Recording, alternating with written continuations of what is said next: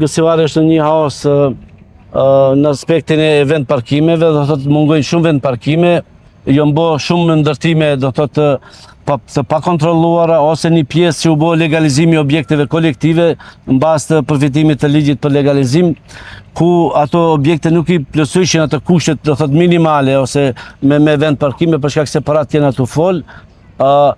Do të bëjmë një plan, do thotë në kuadër të kësaj situate si është, të bëjmë më shumë vend parkime. Për shumë sa e keni ndërmend, sa vend parkime e keni ndërmend?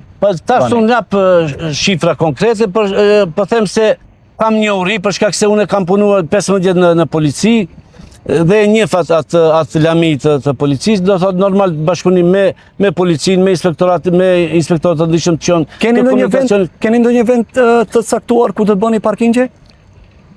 Në qytet apo në periferi diku?